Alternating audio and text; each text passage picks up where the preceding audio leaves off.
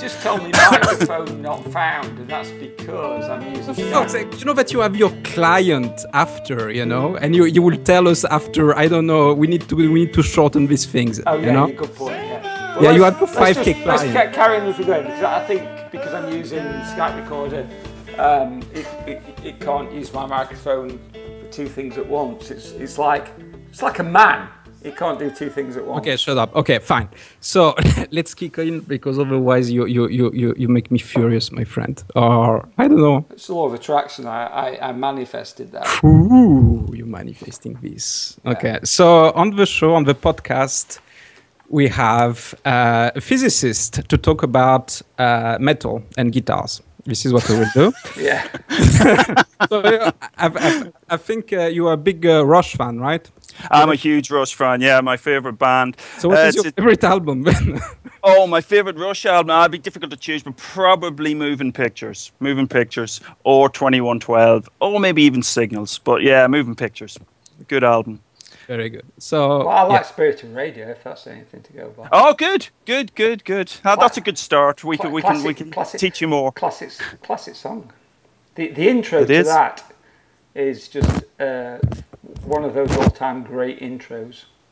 It is fantastically good. And Rush are always, you know, they have a song called Natural Science, so the links with science are pretty strong with Rush.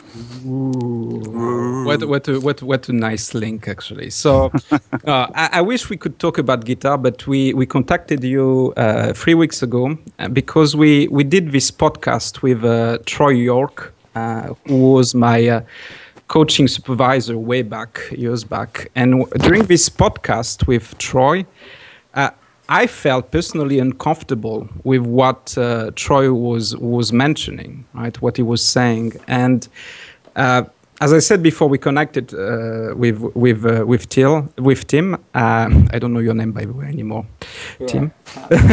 Till will do. Oh, Tilly at the weekends when I slip my short black micro skirt on. Okay.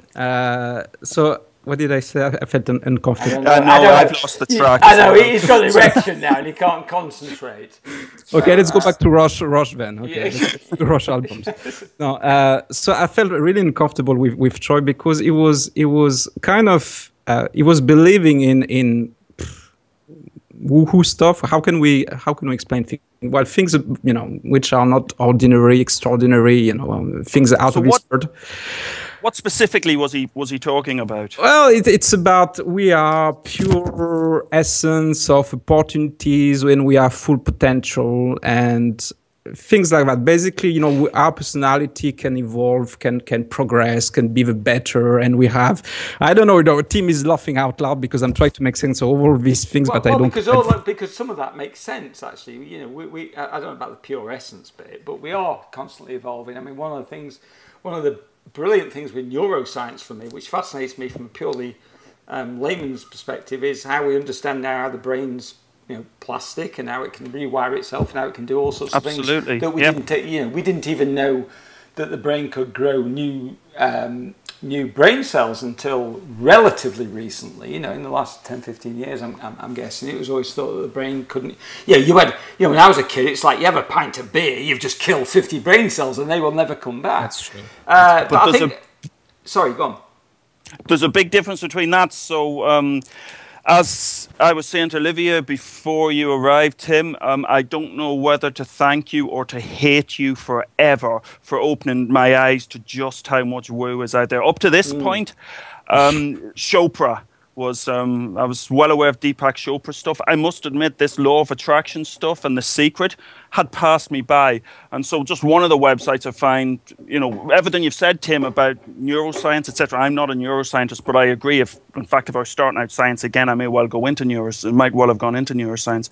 But, there's a huge, vast gulf between that and the law of attraction. This is from one of those websites. The law of attraction is the law of creation. Quantum physicists tell us that the entire universe emerged from thought. That's it. That's no. That's really, it. No. Yeah. So wait, cut here. So basically, this is why you are here, right? So it's not about the beliefs, what people believe, and I don't think that we want to attack what people believe. It's really when people refer to science, you know, and especially to quantum physics every time to back up what they say. So really, this is why you are here. You say, we want this physicist, and I think Tim and I, we won't understand anything about what you said because we are two idiots. So try to be as no, we are. Don't argue. Don't argue with him, Philip. We are. So, we are, yeah. Try to be as because you know you're a blogger, you're a YouTuber, you are a public speaker. You know, I've just seen your TEDx before, and really one of the things that you like to do, I think, is to really to educate the people, right? To educate the people about science. So this is why you are here, and I think you're the man to really try to make sense about this. It's interesting. There's just a dog that's just wandered in and sat behind Tim, laid down on his bed. There's a brilliant book actually by a guy called Chad Orsell called "How to Teach Quantum Physics to Your Dog." Yeah, which I manifested that dog. I haven't actually got a dog, but I was just thinking, you know what? I fucking quite like a dog. So I manifested it. Boom. Yeah, and there you are. You know, but you know, there you go. You know, so I knew I was going to do this, and so I asked my 6-year-old son yesterday. I said, if Daddy was to say that if you could really think about something that you really, really wanted and you could make it real, what would you say? And he said, that's just rubbish. This is at the level. If it doesn't make sense to a 6-year-old, or a 6-year-old can see through it, there are issues with it. And, you know, I don't want to ridicule people, because there's a whole spectrum of beliefs out there. We do, so you better get off our podcast now. We're here to ridicule fucking idiots. I mean, because we are idiots ourselves, so we ridicule ourselves. We can. But please feel free to ridicule. Don't hold back. Well, there's a whole spectrum of beliefs, etc. I'm not at all religious. I'd class myself as atheist, or if you want to, as an extreme agnostic. In that, you know, I can't believe that I don't know that the universe wasn't created by a Judeo-Christian God. But then I don't also know, and an example I use all the time is that it wasn't sneezed out of the nose of the great green Arkle Caesar, as Douglas Adams would put it. There's a whole range of things we don't know.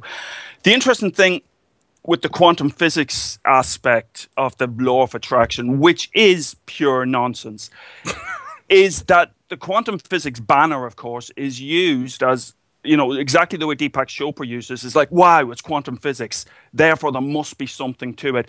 Quantum physics is very complicated. We don't understand it. Quantum physicists don't understand it. It's very important to realize that. I'd love to be able to say, look, it's done and dusted, and I can definitively say that quantum says this, quantum says that, quantum says the other. We are still struggling. We are still trying to find our way. There are many aspects of quantum we don't understand, but there are many aspects of quantum we do understand. And if scientists understood everything, then I'd be out of a job. We'd all be out of a job. And right, can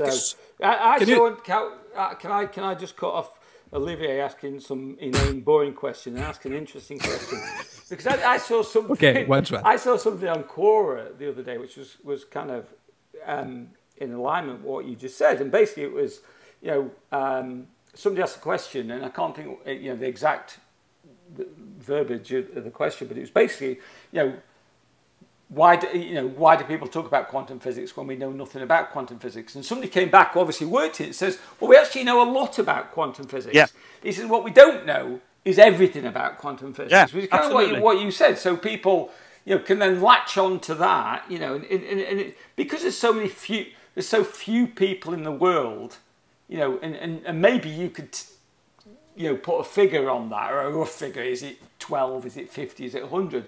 That can actually talk qualitatively about quantum physics. Oh, I don't know. I think fucking endocrinologists like Deepak Chopra. Absolutely, yeah. No, I think any most of our undergraduates, pretty well all of our undergraduates, and that's just Nottingham. So if you spread, and we've got 600-700 undergraduates, you think that across all universities across the world, most students with a first-year physics grasp of quantum, or indeed A-level students, high school students with a good enough grasp, can shoot Deepak Chopra's arguments down in flames, because so much of it is really, really so. The key thing, it's difficult to pick on just one aspect, but the important thing is, does weird stuff happen at the quantum level? First of all, what do I mean by at the quantum level? I mean with single electrons, single atoms, single molecules, single particles. That's something we do. That's experiments we do. I don't work in the fundamental frontiers or the fundamental understanding of quantum. What we do is image, interrogate, move single atoms, bring them together, measure the forces between them. So we're not really working on fundamental quantum mechanics, but fundamental quantum mechanics underpins everything we do. Does weird stuff happen down there? Yes. Do electrons, atoms, molecules have this sort of weird character where sometimes you look at them and they look like particles? And I can show you images. It's a real shame I didn't sort of sort out the desktop. That's so okay, it's a podcast. Show some of this. Yeah, it's a podcast. Yeah, sorry. Yeah. Send me a picture but you know, the interesting thing is you can see we do the measurement. We use a very sophisticated microscope that allows us to see single atoms, even single bonds, and they look all the world like little balls. They look exactly as you see in the textbooks, where those models sometimes you see or online, where you see those ball and stick models of molecules, and that's what they look like. So you might think, well, that's, there's nothing weird there. And once you're down in the lab making those measurements and seeing those things, you tend, let me get rid of that. Go away. Sorry. Something's just popped up. And, the weirdness seems to be a little bit, how can I put it, less weird in that you see them as atoms. You can pick them up, you can push them, you can move them around. However, you do the experiment a different way. For example, you take a beam of molecules and you have you come across this double slit experiment? Yeah. Okay, right. So the double slit experiment, I'll explain it, but is Feynman, who was a very, as you know, very famous, very important physicist, said that basically the double slit experiment holds all the mysteries of quantum physics. Some might quibble with that, but in essence, he's right. So what you do is you take individual particles, electrons, individual particles of light, which we call photons, atoms, molecules, whatever you like, and you fire them at two slits. So it's in that sense, conceptually, at that level, it's quite a straightforward experiment.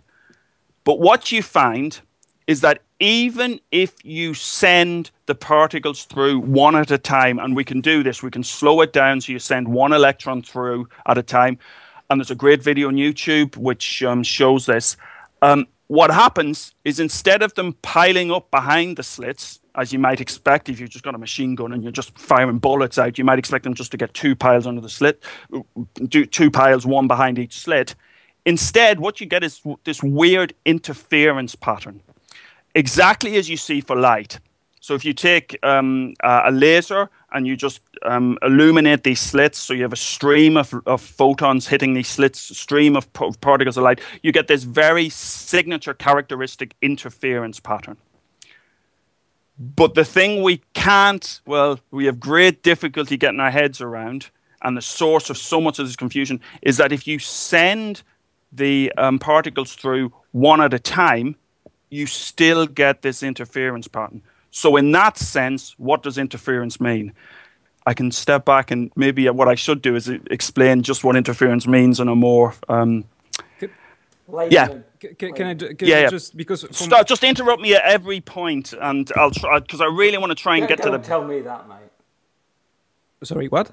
Don't tell me to interrupt him. No, please don't tell him, because he will talk about his dogs and his life and his first love and everything. So forget about that. No, I just would like to go back to this double slit experiment, because it's always one of the reference. They will always show this example, because they are this observer. If you measure, the particle. Thank you. Okay, is that the same experiment? Because that's what I was going to ask. Is the observer, non-observer? Right. Yeah. Right. Let's just stop with the observer. The word observer is and this is the problem. This is where so much woo comes from. Okay. The word observer is the most abused word in terms of quantum physics and the explanation of quantum physics. A stone can be an observer. A molecule can be an observer. An electron can be an observer. Anything that interacts. Can be a newspaper, yeah. Your dog. Anything can be an observer. Anything that interacts with the experiment can be an observer. And so this idea of... the problem is that the idea is that you can take all this weird stuff that's happening right down at the single particle level, right down in submicroscopic, these are unbelievably small scales, and just scale it up. doesn't work because when you try, physicists have to work really hard to isolate these small collections of atoms and molecules, to isolate them from the environment. Because as soon as they get coupled to the environment, and that, for example, if I hold the pen on the table like that, or the fact that I'm a very large object, all the atoms in me are vibrating, all the atoms in you are vibrating because there's heat, thermal energy. Mine definitely are, mate. Definitely are. Exactly. It's just a conversation, but you know what I'm saying. Yeah. But all those effects act as an observer on us. Completely, you know, inorganic, nothing to do with consciousness, just due to the scattering of the waves. Just due to the fact that the atoms are jiggling around is enough to have this observer effect. Now, I haven't explained that particularly well, so let's step back. Well, no, I think I think you've explained it well enough for me to want you to live in my cupboard at some point, so I can bring you out every now and then when I have a blog post response to answer to, and I'm like, Philip, I know this guy's talking bullshit, but can you just make him look foolish? So, and not that I'm the kind of life coach that wants to make people look foolish, but actually I am. If they're, because, you know, just going back to what you said before about being, you know, you're atheist and agnostic. You know, I'm an agnostic because I have no idea. I just really have no idea. And I think sometimes it's the inability of people just to admit they don't know. Exactly. It's this desire for certainty.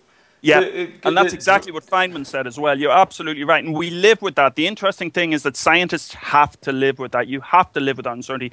When new academic year starting, students will be coming in. The first thing we do, just to completely demoralize them, is to tell them everything is uncertain. Put them in the lab, tell them about experimental uncertainties, that when you make measurements, you have a natural uncertainty in that. And the other thing as well is that on the science side, Feynman was asked to define science in one sentence.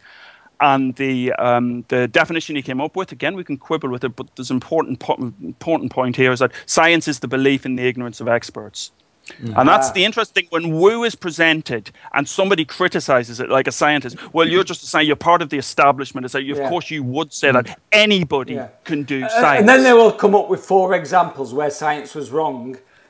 Over the last 100 years, it's like, well, of course science can. I just want to bring in, just add at this point, for anybody listening, we've mentioned Feynman a couple of times, and Feynman is Richard Feynman, who I think he died in the late 80s. Am I right in saying he won the Nobel Prize for quantum mechanics in 67 or 68, something like that, or whatever. Oh, you did some research. No, not at all. I read his. You know it by heart. I read his autobiography. Surely you're joking, Mr. Feynman. His autobiography. Oh, yeah, okay, no, it's his autobiography. I also watched a 2-part Horizon special on him in the BBC that was shown a few years ago, and I've watched it 3 or 4 times, where he's interviewed, and he's just this genial character. I mean, there were people lining up that weren't even doing physics. You know, was it UCLA? I think it was at UCLA. It was one of the, I think it was UCLA. And there's people lining up to watch his lectures, because he was this charismatic character that could explain the most complex things. And I think that's what makes a brilliant teacher, and somebody that can explain something really complex. I mean, Einstein said, if you can't explain it to your grandmother, they should. He also said to a reporter when asked about to explain relativity, well, I'd need 3 days and you still wouldn't understand. Exactly. No, there is.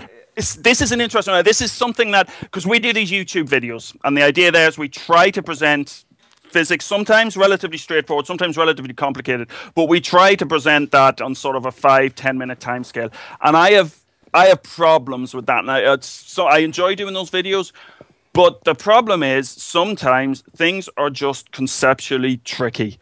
And if you sell them on the basis of, well, if watch this video and it will change your life because you'll understand all this in 5 or 10 minutes, you won't. And most of the time when I've really made a big leap in my understanding, it isn't because somebody's, presented a 3-minute video.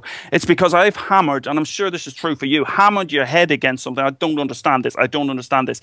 And after being entirely confused, you suddenly get that spark, which you think is really an immediate thing. It's like suddenly it all comes in, but it isn't. The reason it all comes in is because you've spent bloody months thinking about it and trying to get that, get it all right in your head. Yeah. So the Einstein thing, and I don't think I think it's apocryphal that he actually said that, but the Einstein thing about if you can't explain it to a 6-year-old, you don't understand it. I just don't.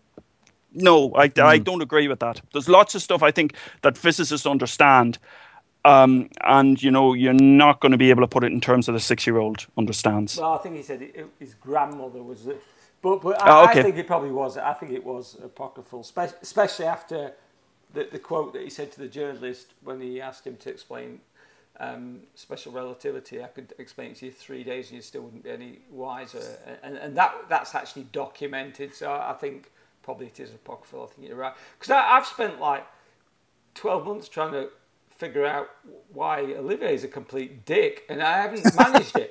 But I think at some point I'll have that breakthrough and realise, oh, he's French, because he is. That's why. And there you go. Everything's good in the world. Can we go back to the education part, actually? Because, we jump straight in this, you describe experiment and all this. But let's say, if you want to define what is quantum physics, what is exactly the essence? What are we trying to achieve here with quantum physics? So there's three questions in one here. Okay, so where does the quantum... In 4 words. 4 words, you got to answer that. Yeah. Christ. Where does the quantum and quantum come from? That would do it. Fuck you, Olivier Lavaux. Yeah, but that's 4 words. Shut up, Tim. Sorry. Okay. Sorry. The quantum and quantum... First of all, where does the quantum come from? The quantum comes from the idea that when you're at that scale, energy and other properties don't come... what's the word? Let me first of all explain how they do come, and then I'll explain how they don't come. They come in small... Energy comes in small packets, small quanta. That's where quantum comes from. Energy and other quantities, to use the technical term, change discontinuously. So instead of having a nice, even, smooth flow, you get one packet of energy, then another packet of energy, and another packet of energy. Or the system is in one state, and then it changes to another state, changes to another state. That's where the quantum comes from. Where does all the weirdness come from? The weirdness largely comes from when we're down at that level, we have this... what's called wave-particle duality. And that doesn't really capture it because it sounds like the particle is sort of got a bit wavy, or a wave is a bit particle. The reason that's so challenging and counterintuitive is that if you think about a particle, or think about a solid object in the real world, in the world around us. Think about a billiard ball. You can put that down on a table and you can define where the position of that is very accurately. Think about a wave, though. Think about a wave on a river, or waves on a beach, or think about waves, what happens, or drop a stone in a pond, and think about the ripples. Where do you define the edges of the wave? Where is the wave? Where do you write down, where is the position of the wave? Like and what we have koan. There... Sorry? I said this is like a Buddhist koan. Where is the wave? No, but it's because in one case you've got something which is very localized. Yeah. And in the other case, you've got something which is very delocalized, spread out. Yeah. And so the fascinating thing is when you take these particles, sometimes they behave as if... So when you take electrons, atoms, molecules, sometimes they behave like they're a particle, and sometimes they behave like they're a wave. And so if you do the experiments we do, where it's actually conceptually quite simple, we take a sharp metal probe, terminated with a single atom, which is easier to do than it sounds. So just a very, very sharp probe. You bring it in close to a surface, you move it back and forth, and you measure some force. In fact, what we do is actually measure the force of a chemical bond forming. And when you do that, so a molecule so there's something called C60, which has got 60 carbon atoms. It's basically a molecular football. It looks exactly like you took a normal football, normal stitch football, and shrunk it down. When you do the measurement, it looks like a football. Other times you do the measurement. So as I said, if we go back to the double slit and we fire those molecules, it doesn't behave like a particle. It behaves as if it's got this wave character that we expect from light and other waves. So if you imagine dropping 2 stones into a pond, you get those ripples, and they spread out, but they interfere. This is what I meant by interference. So where 2 peaks coincide, you get a bigger peak, and where a peak and a trough coincide, then they'll cancel each other out to some extent. And that's what happens. When you send these molecules through, they have this wave-like characteristic. And in some places, those waves, what we call, the technical term is constructive interference. All that means is that the peaks line up. And in the other case, you get destructive interference, where the wave sort of washes itself out because the way the peaks and the troughs align. Does that make sense? No. Sort of. No, it doesn't. Was that football, is that the Buckminster Fuller sort of? It is indeed. Yeah. It's Buckminster Fullerene. Yeah, but if it doesn't make sense, don't worry, because it doesn't make sense to anybody. This is what I meant before about with quantum physics. We don't understand key aspects of it. Shall we just say fuck it and forget all about it then? But the thing is, it works. Play guitar. The reason we're talking is because it works across this wonderful internet thingy. That's cool. So is it because of this, changing aspect? You said that sometimes it's a wave, sometimes it's a football ball. So let's even stop there. If it were as simple as that it's a wave, that would be less confusing, because the wave aspect of it, it's not that it's literally a wave. For fuck's sake, man. Yeah, I know. This is where it gets so confusing. It's not that it's literally a wave. What it is. Bye, is listener. Sorry? Bye, listener. To see who's a singular there. We just lost our one listener. Carry on, because I am really interested in this. The issue is, what it is the wave tells us about the probability of finding a particle somewhere. The wave is not so much that the electron or the molecule, which just wouldn't make that much sense if you think about it. What's a molecule going to do? It's bound together by bonds. It's going to spread out. That's not what happens. What happens is that there is a wave, and we call it a wave function, that describes the probability of finding a molecule at different places. Does that sort of it makes sense? I actually figured out the grand unified theory last week, but I'm not telling you because that would just make your life too easy. So what I would like to ask you, because I've already made a note here of I don't actually publish most of the or many or any, actually I've never done it on my blog of these. Oh, actually one I have of these podcasts, but I'm so fascinated by this. But I've already I've done one. I did the James Altucher one, but I've already got a title: Why Deepak Chopra Talks Shit. I'll go with that. So let's really take it down. So this is why. So what I'm trying to get across here, remember, is what we teach undergraduates in introductory, probably 15 lectures. So we're trying to compress 15 hours worth of stuff down into a very short amount of time. But all this weird stuff, the important thing is all this weird stuff happens down at the atomic, molecular, single particle electron level. Why don't we see it? So you might ask, okay, let's take footballs. Let's take that molecular football and let's scale it up to a normal sized football. If you take imagine you've got 2 sort of slots in a wall and you kick a football at it, or you get a big bazooka and you stick the football in it and you blast it at the thing. What will happen? You will always see the footballs pile up behind the holes. You won't see this interference stuff. Right? Which immediately tells you immediately tells you that the idea that you extrapolate what's happening at the small level, which is what Chopra does and all these other Woo Meisters, up to the world around us isn't going to work. Woo because Meisters. we don't. I'm going to trademark that word, Woo Meister. I think it's been used before. Oh, fuck no. I was going to get WooMeister.com and make a fortune. I was going to be I actually once wrote a post on the Law of Attraction. Do you know Joe Vitale?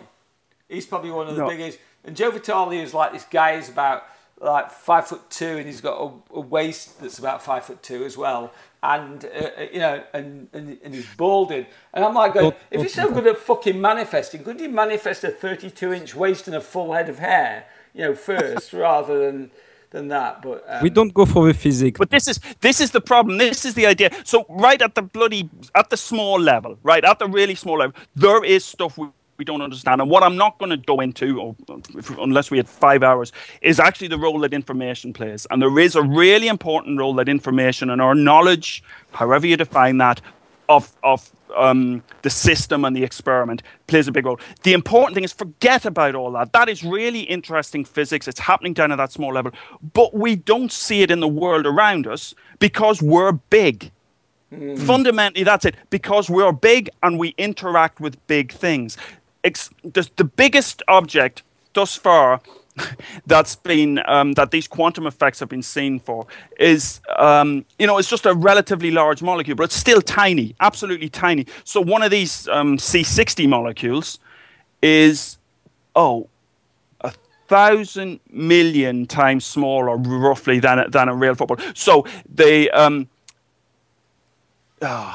no, let's just know the important point I want to get across is that the weird stuff, and it is weird stuff that happens at the small level, does not scale up, and that fundamentally just completely knocks the whole woo ideas, the idea that you can change the universe with your mind. Right. So because this is what the law of attraction says. Okay, so if I understand it correctly, this law of attraction, it says that, okay, we are all energy, everything is energy, and because energy is particles, and because, they use, this observer effect or whatever, they say, so because of the observer, the energy, we can control it with our mind, and this is why we... Is it correct, Tim? Because you know very much more than me, this law of attraction. Yeah? Sorry, an ant just walked across my pad. Okay, sorry. So that sounds like certainly what I've heard. That's pretty much it. So again, I'm not an expert. I've listened to probably a handful of 4 or 5 CDs on it. I've listened to, and I got suckered in. As Olivier said in the email to you, a couple of years ago. Well, it's more than a couple of years ago actually. Now it's about 6-7 years ago. When I was given the secret CD by somebody before it was even released, I thought, this sounds interesting. And, I basically dropped, left all my critical faculties at the door. And, but the blog post was great. I read the blog post. The blog post was really good. Thank you.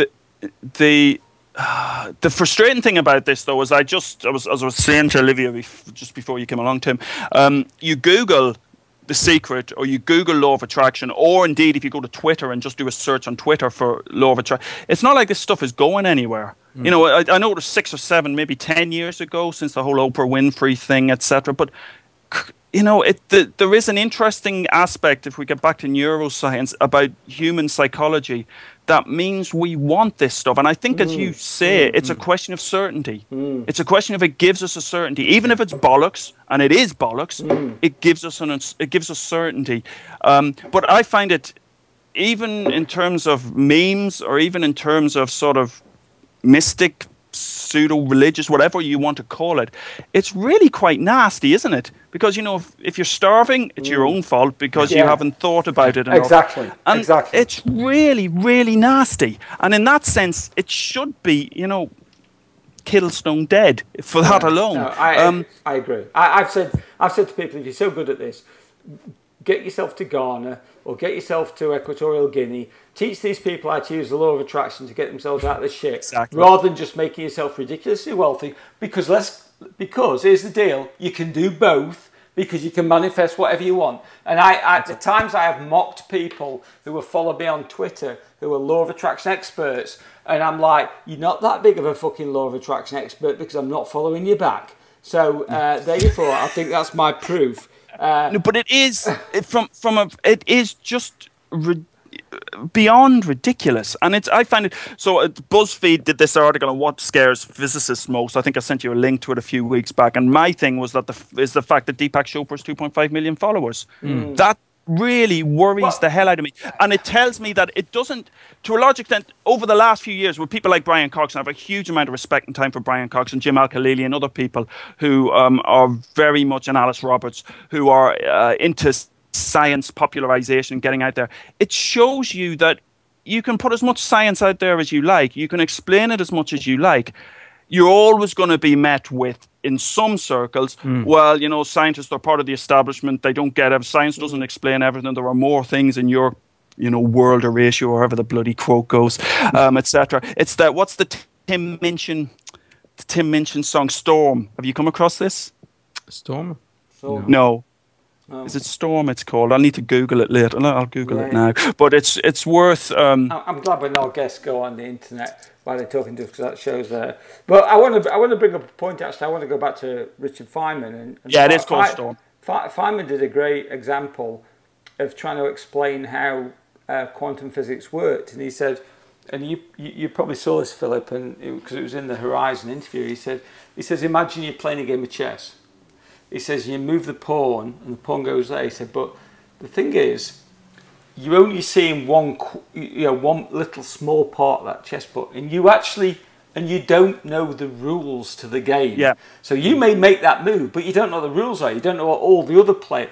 And he says that's kind of like quantum physics. That's, you know, we don't know what the rules of the game are at this point. We are getting, we're getting closer and we're filling in the gaps, but there are still major aspects in this. You know, Einstein hated it, and the question of whether, you know, there's an objective reality out there, what role information has to play, all these types of things are important.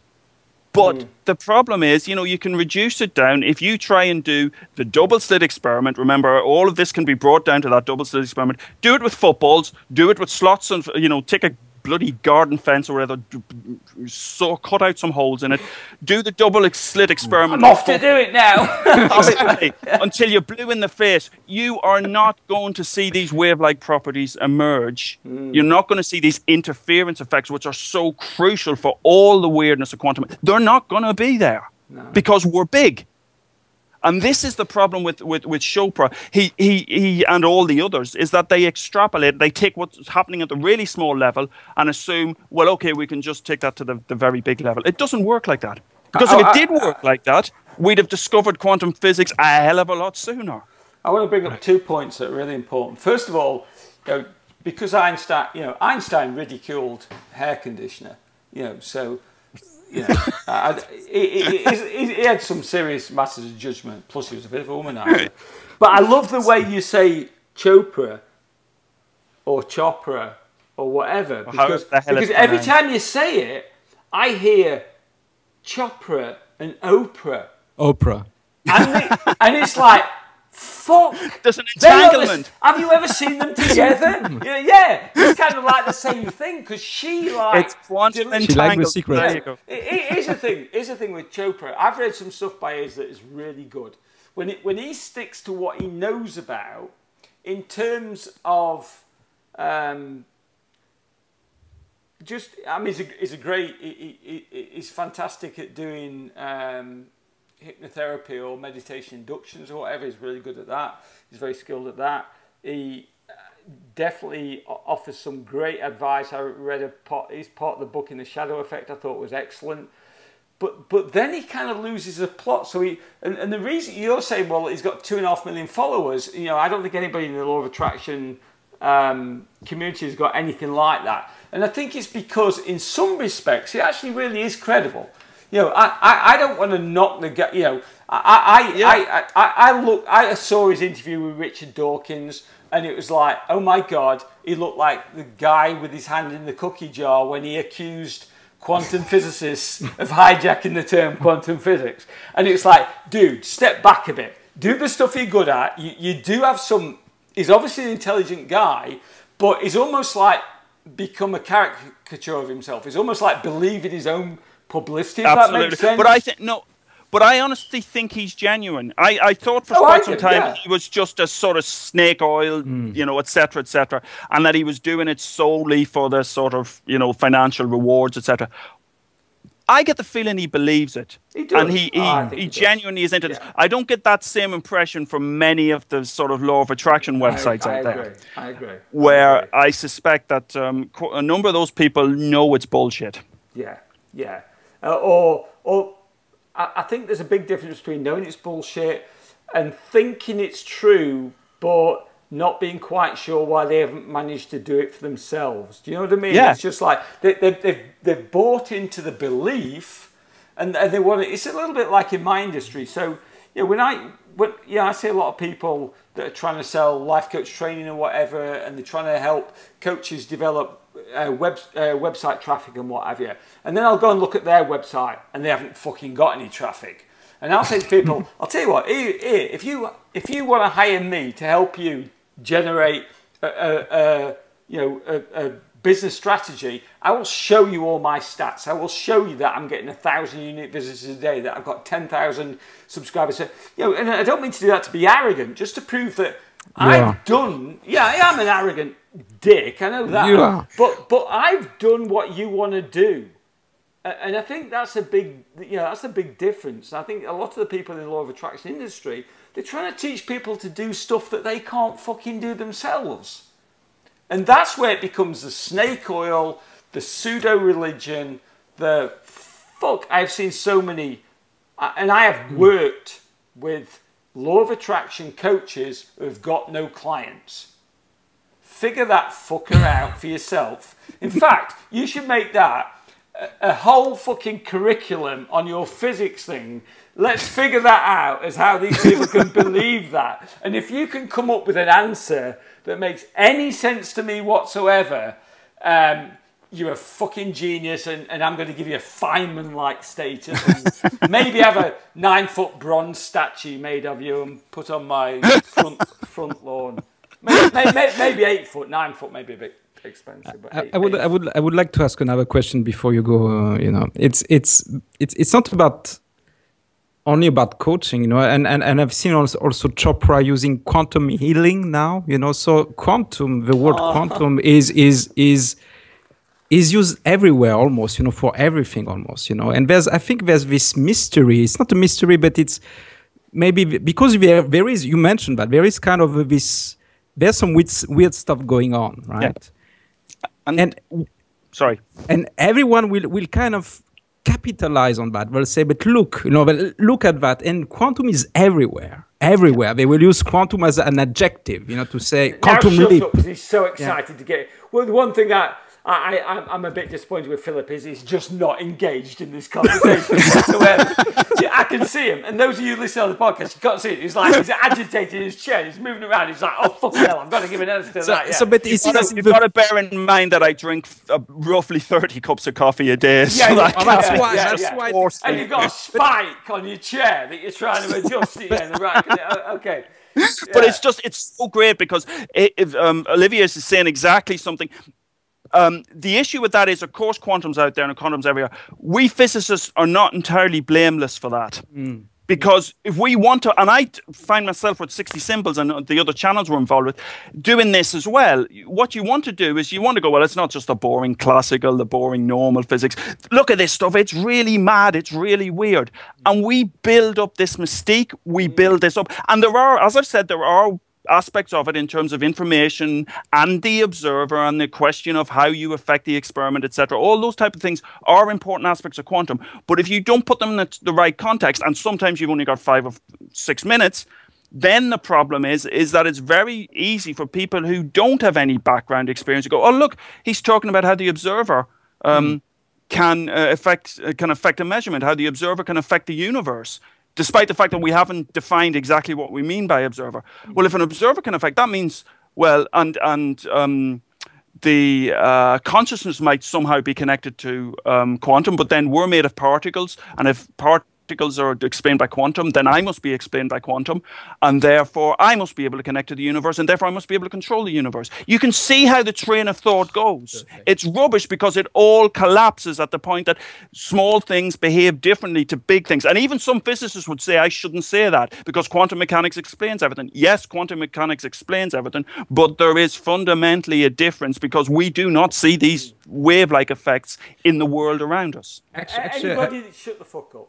Anybody that didn't get to the end of this podcast and didn't hear that, you fucked up. But you never heard me said that because you didn't get to the end of the podcast. But you fucked up because I wanted to high five that. So I love that. High five him, man. Olivier, go on. Yeah, no, I don't want to high five you. You high five him. Garlic or something. I don't know. Yeah. Your friend.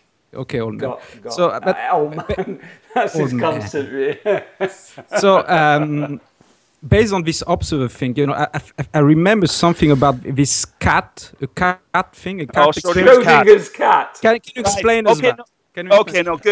Good one, because this is a real. So the reason Schrödinger, who was a huge, and anybody who's German speaking listening to this, that my mangling of the pronunciation is awful. By the way, Olivia, I had 5 years of French.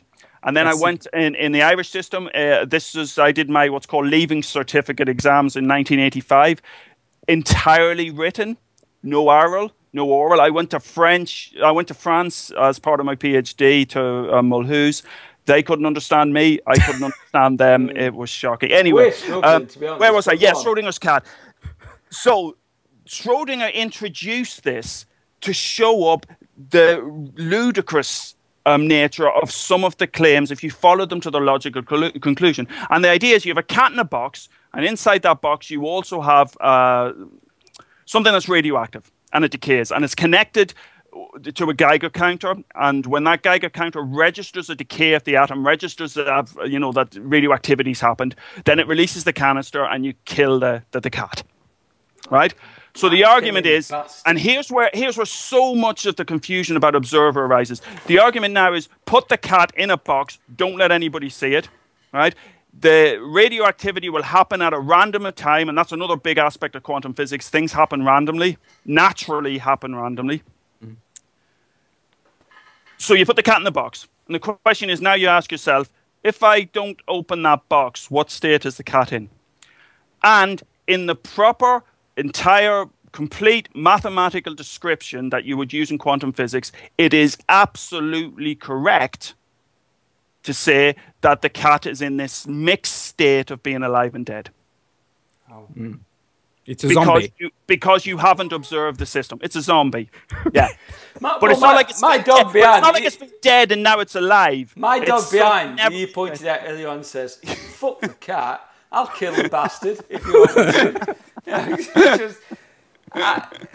Go on. You got the cat in the box, right? And the argument is until you observe that, it's in this state. And of course, we don't see zombie cats in the real world. I'd love to see zombie cats. That's the only reason we brought you onto the fucking podcast to talk about zombie cats. Get him off now and stop recording. Yeah. That's the title of a podcast, by the way. Zombie cats. Zombie cats, indeed. So how do we get out of this paradox? Because it's obviously mad, but yet quantum mechanics tells us. And the important thing, again, is a cat is big. A cat is a big object. The box is a big object. All the atoms in the cat are moving around. All the air molecules in the box are moving around. They are colliding with the cat, and in that sense, the molecules and the cat itself, because it atoms, is an observer. You do not need a conscious observer. A stone can be an observer. That's the issue with Schrödinger. I think I've solved the problem. I mean, if you want to take this for your own benefit, that's fine, Philip. You don't need to credit me, but you obviously need a smaller cat. You said you got the cat. Yeah, no, you get a kitten, maybe.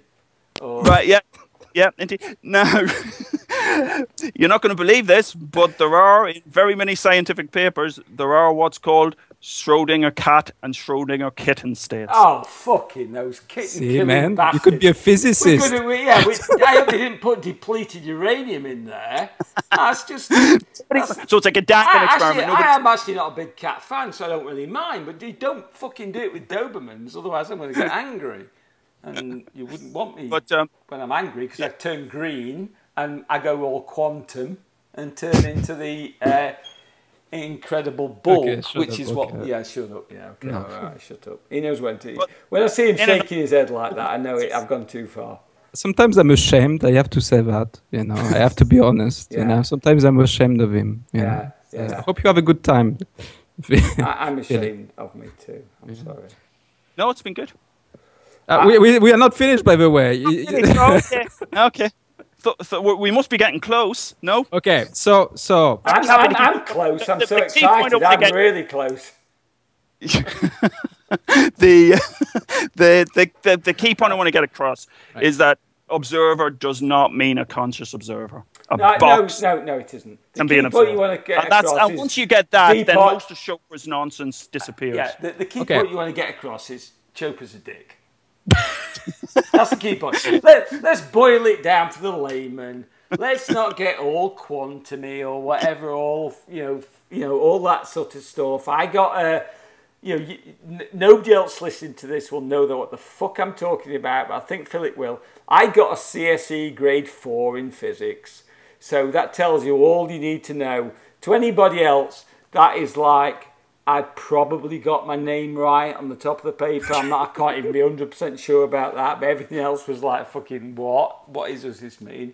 But I think we can boil it down. That on terms of exams failing, I think I sent you that blog post link where I screwed up my third year really, really badly. Failing exams can sometimes be a very good thing. Okay, it's worked really well for me. I'm on a fucking podcast with this dick. Yeah, and I don't mean you, Philip, by the way. Okay. So in conclusion, Philip, so what would we say? Law of attraction is bullshit? Yeah, that'll do. Okay. Unbelievably bullshit. The fact that so many people swallow it is a huge indictment of society around us. It's a huge indictment of so many things. And the thing that worries me is, how do we fix it? Exactly. Because actually, that was the question. Physicists out there, there's never been more science online. There's some wonderful sort of YouTube channels out there. Things like Minute Physics. Do you like ASAP Smarter Science? Every Day. Sorry? Do you like ASAP Science? ASAP's. Oh, I haven't really come across that, I must admit. That's huge. It's where they do all the storyboards where they draw in it and they talk over it. It's kind of... It's very pop science. It's not kind of... But that's okay. But, this is what I mean. There's huge amounts out there. And, 20 years ago, we were all concerned about there's not enough science out there. But the thing is, we keep flinging it out. I've got a question for you. And I think this will answer your question. How do we cure a lack of hope? Because that's a nice, easy one to finish up on, isn't it? Well, he's a coach. Look at that powerful question. The thing is, the law of attraction gives people hope. So it's okay saying, well, we can give you this science and say that's wrong, but what you do then is destroy people's hope that don't feel like they've got control of anything else in their lives. And I am finishing on a serious note, but no, it's good. Yeah. But there are ways to get control which don't involve, they involve a lot more work than believing in some fairy tales. Mm-hmm. And they make it difficult. And sometimes, and I know this is difficult, so as I said, I don't have religion. I was brought up in a Catholic faith and rejected it very, very early on. And I can understand entirely where people do have faith and how important it is to them. And many members of my family, the religion is very important to them. Mm-hmm. But how do we get people to appreciate or deal with the fact that life is uncertain? That's a huge question. Well, should we even try? And I know that's not like an abdication of responsibility and say we shouldn't, but it's like you want to get people that are open to what you're going to say. And we create, with religion, and I love the Catholic Church, and because they said what are you talking about? Go on. No, because they send me half my clients way down with guilt, and I can exactly. I can kind of joke about that because I was married in a Catholic church. My wife's Catholic, although she's not practicing. The interesting thing about my lead up to my wedding was I had to go and see the priest 4 times before I was allowed to get married in Catholic church, because I was technically Protestant, even though I was very secular. And yeah, what he did was he cracked a bottle of Jameson every time. We got hammered drinking whiskey. He told me amazing stories. And after the 4th session, he said, "You know what, Tim? I think you're ready. I think you're ready to join the Catholic Church." And by the way, no, the door's that way. You're going the wrong way, lad. You're going to climb through the window, you know.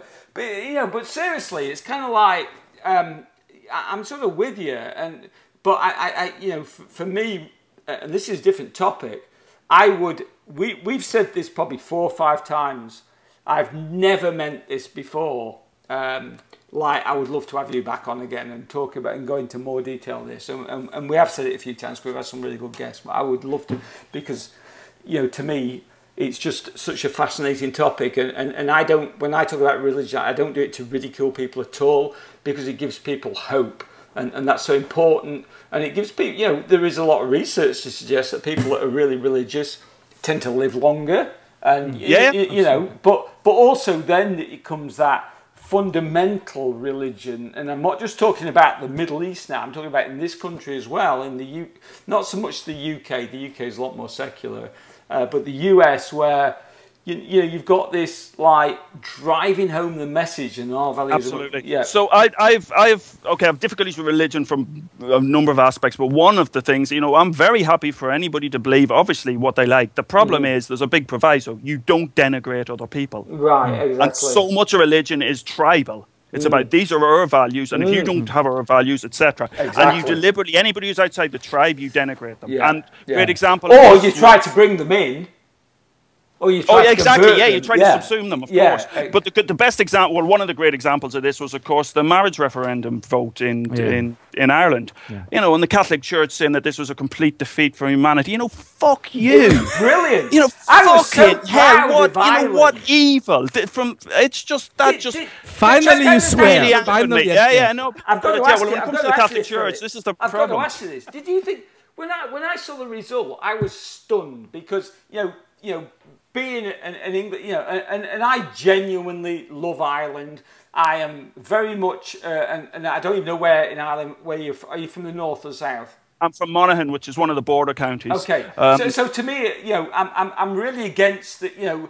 We fucking stole Ireland. Cromwell stole. He made Ulster and what have you. And I'm much, I was always as sympathetic towards just it's fucking not ours, any more than the Falklands ours, or whatever, or Puerto Rico to me is Americans. But when I saw the lead up to that, I thought, no fucking way is Ireland going to do that. But I was literally in tears. I'll tell you, I was literally, because I think I possibly and quite wrongly, shared your expectation. Just explain what happened, just to anybody, because I know we kind of touched on it, but anybody that coming in that doesn't know what. So there's basically a vote on whether gay marriage, same-sex marriage was possible in Ireland, and it was overwhelmingly yes by, I can't remember, 62% to 38%, something like that, with only one county going no, which was Roscommon, Leitrim bastards. But in fact, I think the next closest in terms of yes, no, particularly because they grouped counties together, particularly if only my county had been included, it was the next closest in terms of yes, no. And, I was just delighted. I cannot see how anybody, can say no, unless they've been indoctrinated. And this tribal aspect, they're not of the tribe. Our tribe is these tenants. We keep them out. Really, really frustrating. But we've lost the thread. Where were we? No, we haven't. No, we haven't. Because I said to explain, people that are coming in and explain what we mean, because we kind of got into that conversation without explaining, because it was very interesting to me. So that was it. A lot of Americans. When the vote passed in the Supreme Court here, is saying about the UK being the world leaders, and I'm like, no, you may want to go and check. There's about 20 countries that actually have voted in favour of this before the US. It's like, and I don't want to knock Americans, because I think they're some of the most hospitable people, and I've got some really good American friends, but they do have this insular attitude that they're setting trends through the world and what have you. And with that, I actually I'm trying to think what the first country was that allowed it, but it was like over 10 years ago. You know, it was some. I think it was most of the Scandinavian countries had already voted it in substantially sooner. The UK did. I mean, the UK brought it in a couple of years ago. You know, so. Okay. But yeah, mate, you've been amazing. I've really enjoyed it. I'd be very happy to come on again. Very happy to come on again. I would love to have you again because I'd love to drill down a little bit further on the God aspect. So Olivier won't be on that call, and he'll be like, he'll have his hands over his eyes for most of it, going like, I don't know, what's Brownson going to ask next? But I think. No, thank you, Felix, for joining us, and thank you very much. I love your energy. I don't know how many cups of coffee you said. 30 cups of coffee. No, it's not quite 30, but on a bad day, I could probably have 18 to 20. I chain drink it. It shows, my friend. It shows. One thing that you should do. Just do 3 or 4 Red Bulls before as well, just in case. You know, ping off the walls. I love your energy, and I love what you do, and when I looked at the video on YouTube, this 60 symbol video, which are great video, sometimes they are a bit technical, Yes, we know that. Try to hit that level. And we'll link to that in the bio. We'll link to that below. But that really attracted me to you, because you had this energy, and you really wanted to, to tell the truth, really, to go to the truth. And I can sense this humanity as well that you have, with progressive ideas and all this stuff. I would recommend, a little bit more swearings, because you're great. It's interesting. I have kids, obviously, so I 50% of my vocabulary is expletives. No, but this is, I'm Irish, so but with the kids that came along, 50%. You need to build that up a little bit. I'll give you some. I can coach you on that if you want to hire me. I'm 100 fucking just like that wonderful episode of Father Ted. Week. All right, yeah. Father Ted is exactly. Father Ted. So, but I think this is how we give hope. Actually, I think we give humor and we swear a little bit, and I think this is how we give hope. Anyway. That's my conclusion. Given me my title for the post, Why Deepak Chopra Talks Shit. I need to make the intro like satirical, otherwise he might sue me. But other than that, awesome. Thank you. Brilliant. It's been a huge pleasure. Okay, let's save all this. Yeah. Good. Cool. You never leave a gap, do you? You're fucking useless at this. Plus, you never said again, subscribe to our podcast. Sorry. Olivier, is it for me? Let's do it now. Just Olivier, cut this bit. Yeah, no, we don't cut. That's why it's called Raw Vodcast. We don't cut it. We did like one of the early ones, me and him one-on-one, where I went to the bathroom for 2 minutes and we still left it in the podcast. We don't cut anything. We don't cut anything. But he can say subscribe now, can't he? And just leave it all in. Oh, yeah. No, but my friend, you have more subscribers than us, so please just tell them to subscribe, because otherwise, I've given up about subscribers. Well, no, I'll do that. Because I'm going to send this to my newsletter list, and I don't do that very often because... but you did it before. It doesn't work. I think you subscribed to 10,000. I've never done it before. I've got 10,000. I've never done it before. I've done it to my blog with James Altucher, but I haven't got the followers on my blog as I have for my newsletter list. My newsletter list is about 10,000. Yeah. So fuck you. You gorgeous, sexy accented French cunt. Love you too. Yeah, yeah. The cunts there. Okay, Philip. But no, it was great actually. If you want to come back, we should do this. You should be our backup guest. To be honest. I think backup guest. That's like great, isn't it? Philip, we're fucked. No, come on. Forward to that. Are you free? Yeah. Unalloyed enthusiasm. Yeah. It's like, today we were supposed to have something really important and they didn't fucking turn up. So we got this dick. Yeah, we got fucking caffeinated fucking mong that's going to leap around like fucking whatever. Okay, man. Stop my recording. So I'll thank you guys because I've got like. You have your client then. Okay. And I'm going on vacation next week. Okay. So. Have a good holiday. Yeah, thank you. I'm about to leave holiday. I don't think my recording. Are you fucking kidding? No.